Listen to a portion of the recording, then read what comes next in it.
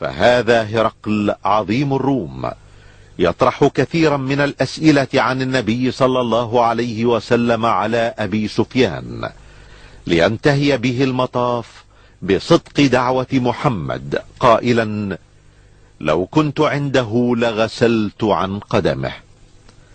أما النجاشي ملك الحبشة فقد أخضل بكاه لحيته عندما سمع بعض ما جاء به محمد قائلا: إن هذا الكلام والذي جاء به عيسى ليخرجان من مشكاة واحدة.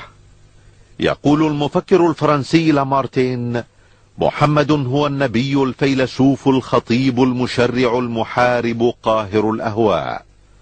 وبالنظر لكل مقاييس العظمة البشرية أود أن أتساءل: هل هناك من هو أعظم من النبي محمد؟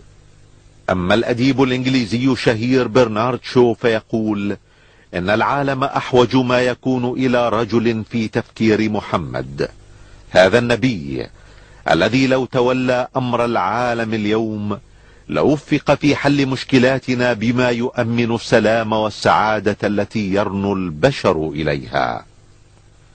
أما مايكل هارت فيقول إن اختياري محمدا ليكون الأول في أهم وأعظم رجال التاريخ قد يدهش القراء، لكنه الرجل الوحيد في التاريخ كله الذي نجح أعلى نجاح على المستويين الديني والدنيوي. الزعيم الهندي المهاتما غاندي الذي يقول: بعد انتهائي من قراءة الجزء الثاني من حياة الرسول محمد وجدت نفسي بحاجة للتعرف أكثر على حياته العظيمة. إنه يملك بلا منازع قلوب ملايين البشر. أما الكاتب الإنجليزي توماس كارلايل فيقول: إني لا أحب محمدا لبراءة طبعه من الرياء والتصنع. إنه يخاطب بقوله الحر المبين قياصرة الروم وأكاسرة العجم، يرشدهم إلى ما يجب عليهم لهذه الحياة الدنيا والحياة الآخرة. أما الأديب البريطاني جورج ويلز فيرى في محمد صلى الله عليه وسلم أعظم من أقام دولة للعدل والتسامح. أما الباحث الإنجليزي لايتنر فيقول: إني لأجهر برجائي بمجيء اليوم الذي يحترم فيه النصارى المسيح عليه السلام احتراما عظيما باحترامهم محمدا. ولا ريب في أن المسيحي المعترف برسالة محمد صلى الله عليه وسلم وبالحق الذي جاء به هو المسيحي الصادق.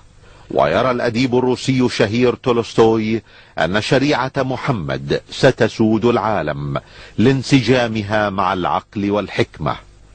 ويقول المستشرق ميشون إن الإسلام الذي أمر بالجهاد قد تسامح مع أتباع الأديان الأخرى، وبفضل تعاليم محمد لم يمس عمر بن الخطاب المسيحيين بسوء حين فتح القدس.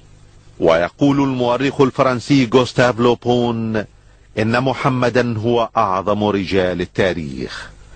أما مؤلف موسوعة قصة الحضارة ويل ديورانت فيقول: إذا ما حكمنا على العظمة بما كان للعظيم من أثر في الناس قلنا إن محمدا هو أعظم عظماء التاريخ.